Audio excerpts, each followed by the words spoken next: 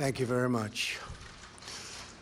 My fellow Americans, as President of the United States, my highest obligation is to ensure the safety and security of the American people. History has shown that the longer we ignore a threat, the more dangerous that threat becomes. For this reason, upon taking office, I've ordered a complete strategic review of our policy toward the rogue regime in Iran. That review is now complete.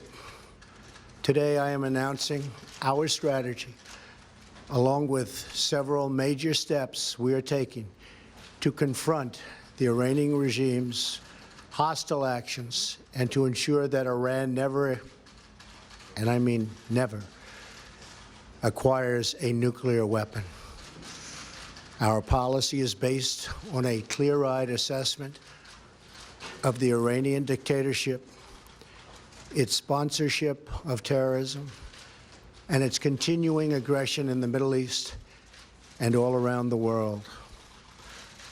Iran is under the control of a fanatical regime that seized power in 1979 and forced a proud people to submit to its extremist rule. This radical regime has raided the wealth of one of the world's oldest and most vibrant nations and spread death, destruction, and chaos all around the globe. Beginning in 1979, agents of the Iranian regime illegally seized the U.S. Embassy in Tehran and held more than 60 Americans hostage during the 444 days of the crisis. The Iranian-backed terrorist group Hezbollah twice bombed our embassy in Lebanon, once in 1983 and again in 1984.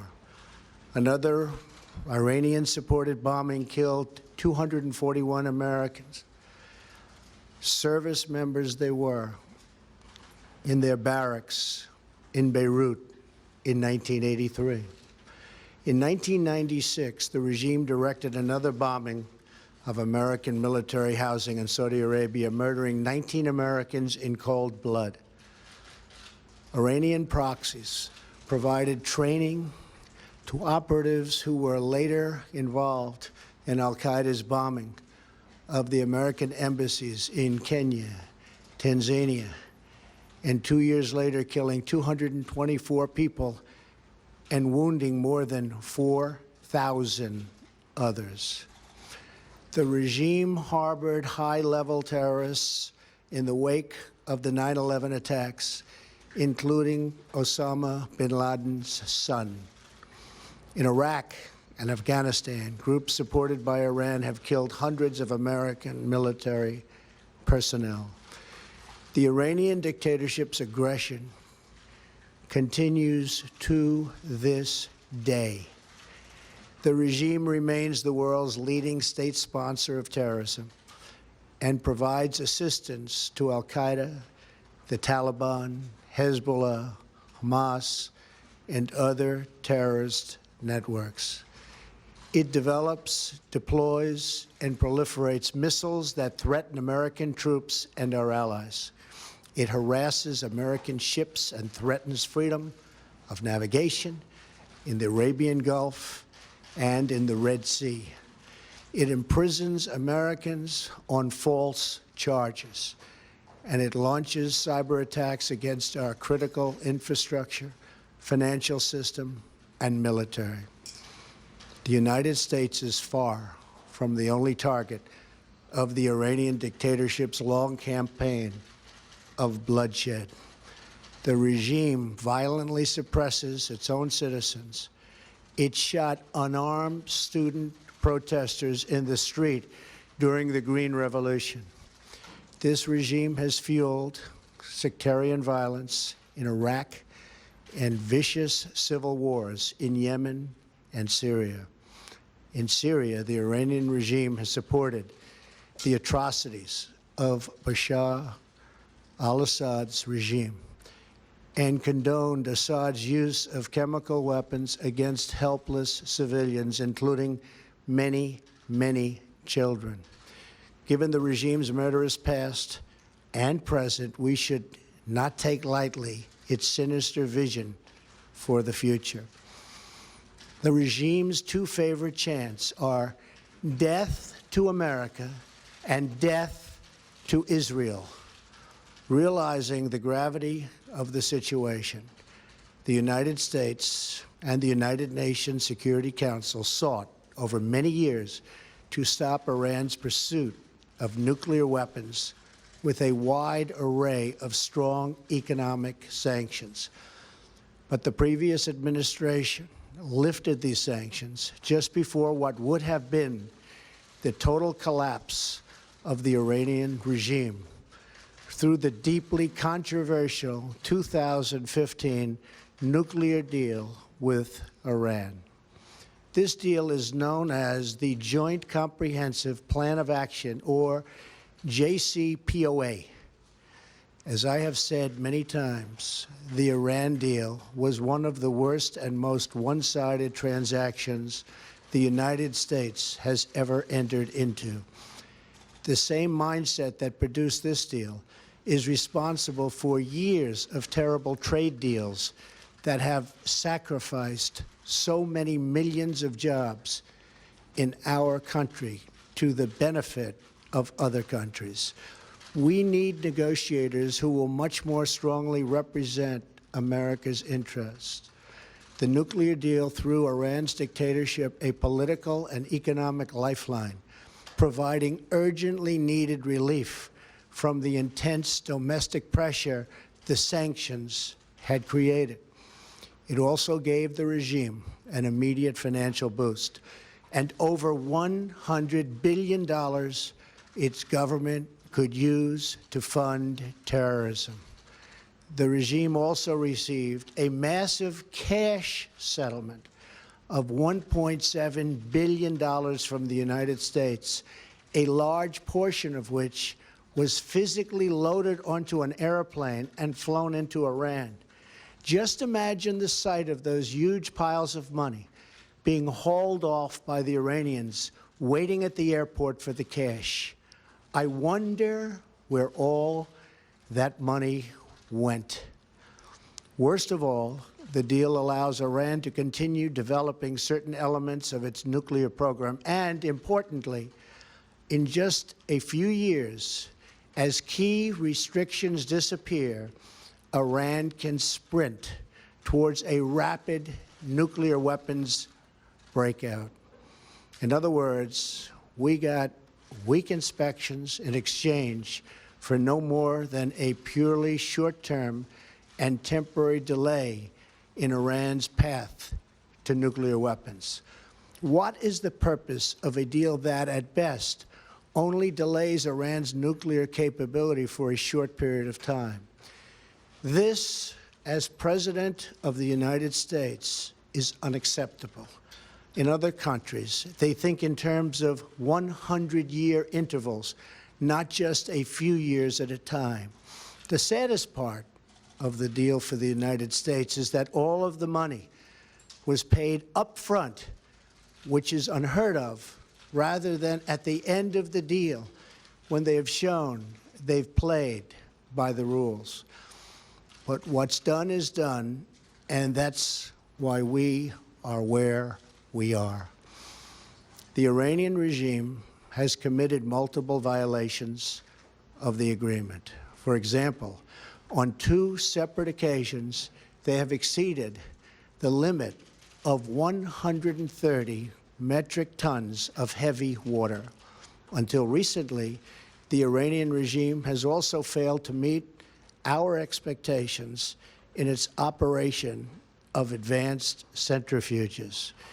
The Iranian regime has also intimidated international inspectors into not using the full inspection authorities that the agreement calls for.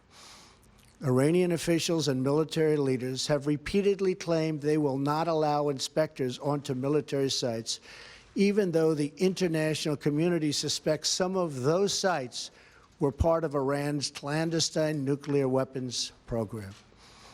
There are also many people who believe that Iran is dealing with North Korea. I am going to instruct our intelligence agencies to do a thorough analysis and report back their findings beyond what they have already reviewed. By its own terms, the Iran deal was supposed to contribute to regional and international peace and security. And yet, while the United States adheres to our commitment under the deal, the Iranian regime continues to fuel conflict, terror, and turmoil throughout the Middle East and beyond. Importantly, Iran is not living up to the spirit of the deal. So today, in recognition of the increasing menace posed by Iran, and after extensive consultations with our allies, I am announcing a new strategy to address the full range of Iran's destructive actions. First, we will work with our allies to counter the regime's destabilizing activity and support for terrorist proxies in the region. Second, we will place additional sanctions on the regime to block their financing of terror. Third, we will address the regime's proliferation of missiles and weapons that threaten its neighbors' global trade and freedom of navigation. And finally, we will deny the regime all paths to a nuclear weapon. Today, I'm also announcing several major steps my administration has taken in pursuit of this strategy. The execution of our strategy begins with the long overdue step of imposing tough sanctions on Iran's Islamic Revolutionary Guard Corps. The Revolutionary Guard is the Iranian supreme leader's corrupt personal terror force and militia.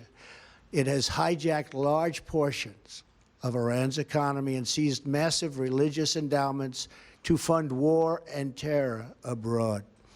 This includes arming the Syrian dictator, supplying proxies and partners with missiles and weapons to attack civilians in the region, and even plotting to bomb a popular restaurant right here in Washington, D.C.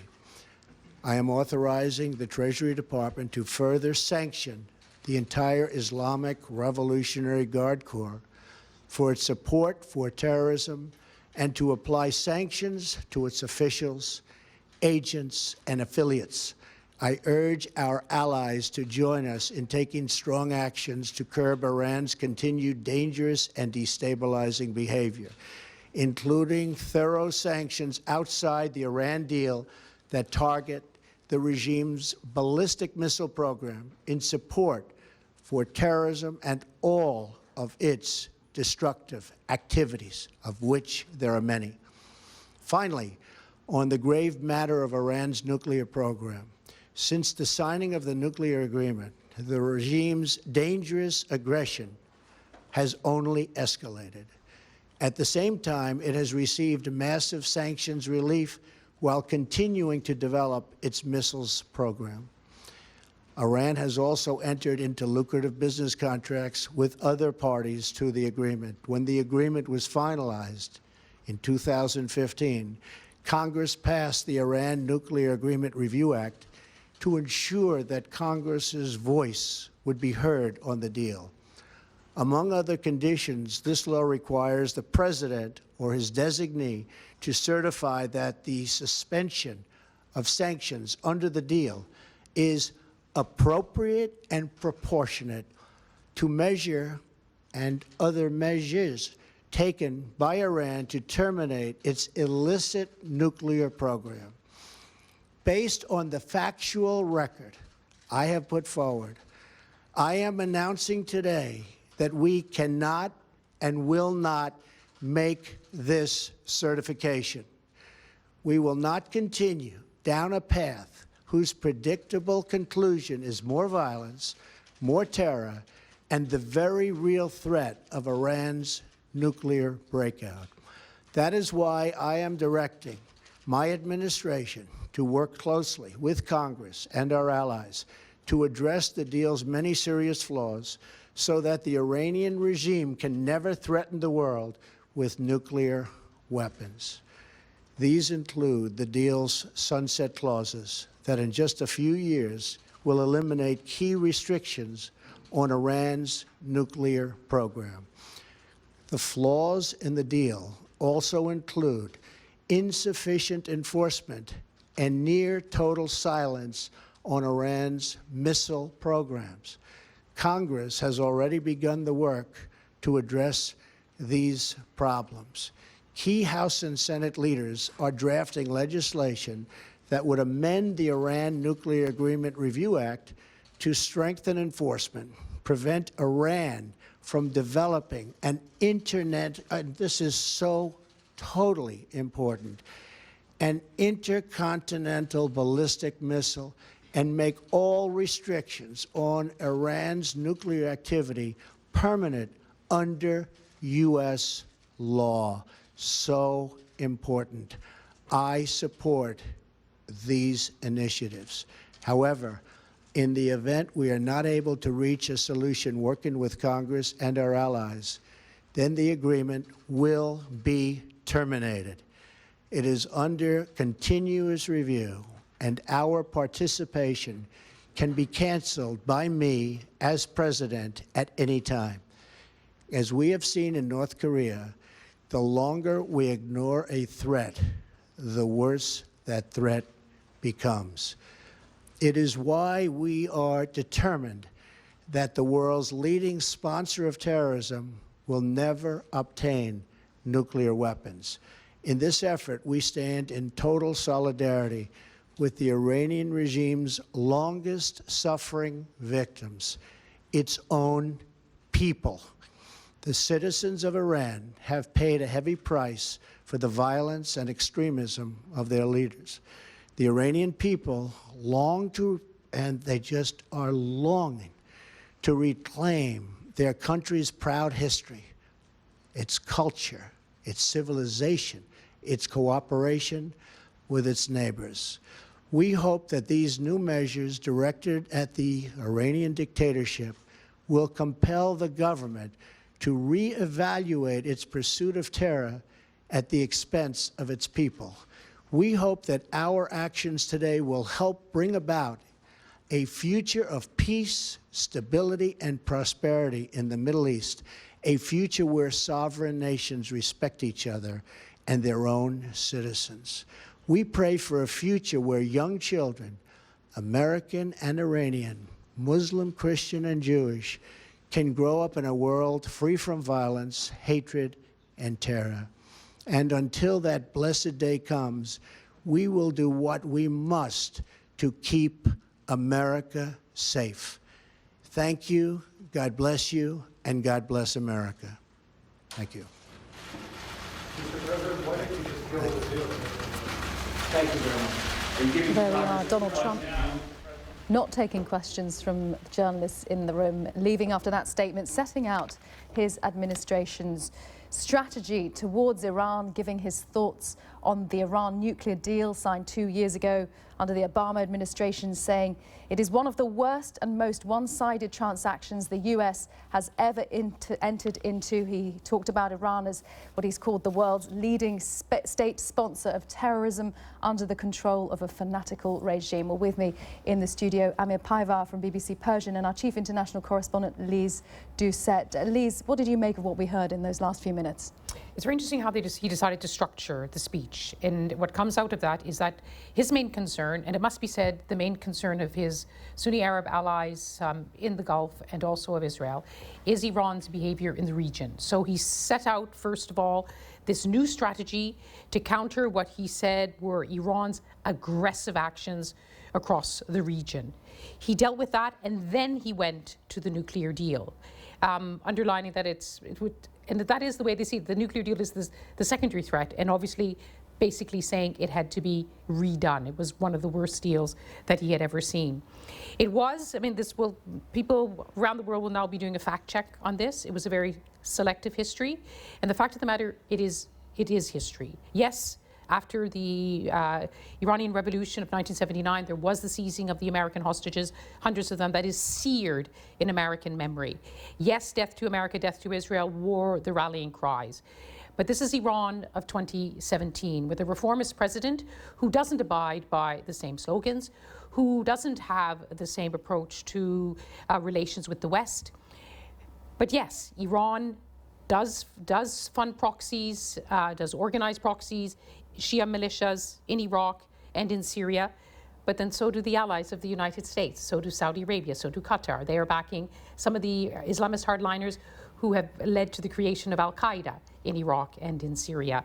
So it's a very selective history. It's a history which has, his telling of history which leads him to the conclusion that Iran is the most important threat facing the United States and its allies, and that at last, under him, these actions will be taken. But there will be many who will say, yes, there are actions of Iran that need to be discussed by the United States and his allies, but the actions which he is taking today may lead to the opposite of what he hopes for, the peace and stability in the region. This will instead be deeply destabilizing. Amir? Well, yes, exactly. I mean, I see with the so-called Islamic State now, the threat of Islamic State now slowly fading away. I saw this portrayal of a new enemy. Not that the US and Iran were not at odds, they have been, but with that long list and the way President Trump structured it, now he's announcing Iran the prime enemy of the United States. But as Liz said, there is another big list on the other side of grievances from Iranian side, which starts in 1953 coup, which was engineered and executed by US and British secret services, and comes all the way through to 1980s when Iran-Iraq war happened.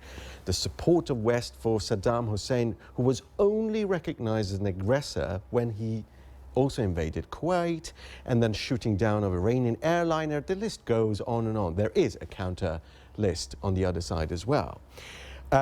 But in terms of substantially what he actually said, he does not certify Iran's compliance with the nuclear deal, and he will not. And he said that this will be reviewed in Congress. So basically hitting the can down the road to Congress. So this is where I stand. I said America first. I said I will guard your security and your interests. Now it will be the Congress that will have to decide exactly what that means and what they're going to do. But it is not walking out of the deal yet. But it does escalate the hostilities to a degree that it may one day steer one side or the other to walking out of the deal, or the hostilities will reach to a point where the deal, like he said, the spirit or the letter of the deal will not be complied with any longer. And Liz, I mean, how much pressure is there on any party not to look like the one who is actually walking out on this deal? Well, President Trump must have been told privately by he kept referring to his allies, his European allies. There's also the Russians and the Chinese who negotiated this deal. All of them said, don't walk away from the deal. All of them said, the deal is working. So for him to say, I've been consulting my allies, maybe the allies in the region, as I mentioned, they want this deal to work, because even it's not a perfect deal. Negotiators don't come up with perfect deals. It was a give and take, that this is the best there is. And yes, let us work on the other things, but this is the best there is. As Amir says, he's not walking out yet. He held open the possibility that they could make this deal work. But what a series of hurdles that this deal, the Iranians most of all, have to go through. First of all, he wants to reopen the deal. He wants ballistic missiles to be part of it. As I mentioned before, that's not part of the intention. He wants to have tougher inspections. I remember, you remember, Amir Parvar, during the negotiations when it was mentioned about the inspections by the IAEA, that they would visit nuclear sites, but Javad Zarif, the main negotiator, said you will not visit military sites. What country in the world allows outsiders to come to military sites? So it was agreed by all of the world powers it would not include military sites. President Trump is now saying the military sites have to be included. He mentioned the cases of where Iran didn't comply, but those were raised by the IAEA, and Iran corrected them. There is a mechanism in place already for inspections. I think the IAEA would say they're as tough as they can get. And these other sanctions, I mean, you mentioned that, I mean, he fell short of designating the IRGC, the main security body, as a terrorist organization. So he's pulled back a bit, but he talked about these sanctions. There are already sanctions on the Al-Quds Force, for example, which is part of that. We have to wait and see what kind of sanctions are going to be imposed. Iran, I can just imagine, I mean, you're smiling, Iran makes a lot of the fact. In fact, it's one of the sort of defining national interests. They survived years of sanctions, and it wasn't lost on many that their rising influence in Iraq, in Lebanon, in Yemen, in Syria happened under sanctions. So sanctions or not, Iran will carry out its strategic objective. It's never been afraid of sanctions, but it is a country where people expected benefits from the nuclear deal. And if this is going to put a halt to new investments in Iran, it's going to have an effect both on Iranian politics, I think, with the hardliners, who always said, including Iran's supreme leader, said, go ahead and negotiate, but we don't trust the Americans. You cannot trust the Americans. There must be a lot of people in Tehran tonight saying, I told you so. Let's bring in Barbara Plett-Usher, who's in Washington watching things there. And Barbara, how did what we heard from Donald Trump compare to what we'd been expecting? I think pretty much as advertised, you know, a long description of Iran's allegedly bad behavior. He sees it as a terrorist nation, as he calls it. Then a long description of how he feels the nuclear deal doesn't meet requirements, that it was a weak deal that doesn't actually ultimately prevent Iran from developing a nuclear weapons capability. And then the prescriptions that he put forward, had also been flagged up by senior officials that he will not certify the agreement. That is, he said, it is not, what Iran is being asked to do is not proportionate to the amount of benefit we're giving it from sanctions relief. So actually it doesn't meet U.S. conditions, U.S. legal conditions. And he's punting it to Congress as we expected, asking them to take sort of separate legal measures to tighten restrictions. And these will involve, he said, ballistic missiles. It will involve, especially he has a problem with the sunset clauses in the deal, as do many, but he feels that these need to be removed. He said that we want in legislation the fact that we don't accept that the limits on Iran's nuclear activity should ever expire. And then, of course, the sanctions that he talked about on the Revolutionary Guards and with regard to ballistic missiles as well. All of these things we had been flagged up. I mean, the question now is whether Congress can actually come up with the legislation that would carry out this, agree amongst itself, and then once it's done that, whether it can get allies on board to try to negotiate some tougher measures that might satisfy the Americans, but almost certainly, as Lise was saying, will not have Iran on board. So you're not going to have the deal scuppered tomorrow, as we know, but it's now gone into this stage where it's going to become quite a sort of political football, and you know, this fear that it could unravel over time. Barbara, thank you there in Washington. Amir, I mean, in terms of any renegotiation, Tehran's stance would be simply no. Exactly. Because, I mean, Lise remembers, this was 2 years of intensive negotiations, day in, day out. Shouting, arguing, walking out. All kinds of... All the world powers, all the foreign ministers sitting around for weeks. That deal has been negotiated up to the comas, up to every single word in that deal has been negotiated. You open that box, you open that Pandora box, it will be open to all sorts of renegotiations. Iranians are also not happy with how it delivers on the economic front, how still it keeps banks scared from dealing with Iran. So it is a big no from Tehran's perspective. Yes, if they come up with another platform whereby they can discuss regional security, plus missile program, all those concerns parallel to this existing deal, Iran might be interested. Depends what the other side is prepared to give and what Iran's demands will be in that front. Please. This was very interesting because at the United Nations it was the first meeting of the. It was interesting hearing President Trump say the JCPOA, that sort of difficult acronym, and they all sat down together. It was the first meeting where Tillerson, the Secretary of State, the U.S. Secretary of State, and Javad Zarif were in the same room. And the account of it afterwards was that everyone in the room, except for Secretary of State Tillerson, backed the Iran deal. And then Secretary Tillerson later said, well, good to meet Javed Zarif. I know the Iranians are very educated and they're very something he said, sophisticated or refined. And Javed Zarif was also sophisticated and refined. But there was where he said, but there's a new administration and we need to have a new kind of a deal. There isn't the nuclear negotiations prove that when you sit down, opposite sides around the table, and you stick with it, there is the possibility of reaching a conclusion. And this is what happened. As Amir said, and Barbara Plett was there 2 weeks on end. Not a perfect deal, but Iran also has its criticisms, and Javed Zarif has said, okay, fine, you don't like things? We don't like them either. Send back the 10 tons of nuclear fuel that we shipped out of the country under great opposition inside the country. If you open up the Pandora's box, the Iranians will open up the box, but I think President Rouhani was absolutely categorical in New York last month. There is no reopening of the deal, there is no return to the deal, there is no renegotiations. The deal is meant to move us forward and not move us back. Certainly there are a lot of things to discuss about Iran's actions across the region, but the big question now that's hanging over all of this is this one going to lead to more war, or is it going to lead to a greater and more secure region? And Barbara, in Washington, in terms of where this goes from here, the ball is in Congress's court.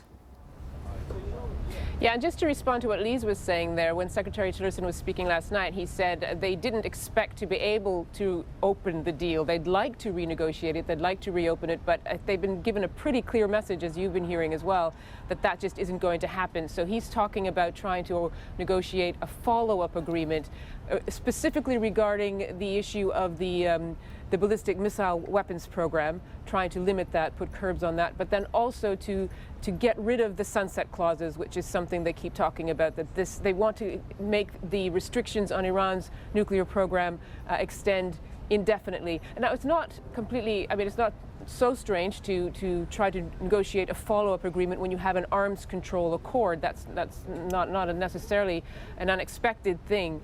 But first of all, to start out by saying we're going to put in our own law that you can't, that those limits have to be on you perpetually. That's your starting point. And then to raise the confrontation level, the combative spirit in the way that President Trump has done with his speech and his measures suggests that even a follow-up accord would be quite difficult to deal with. Barbara, thank you very much. Barbara Plett Usher there in Washington. Amir Paivar here from BBC Persian, and Lise Doucette, our chief international correspondent. Thank you to all of you. You've been watching special coverage of President Trump's speech as he says and tells the public he has decided to decertify the Iran nuclear deal of 2015.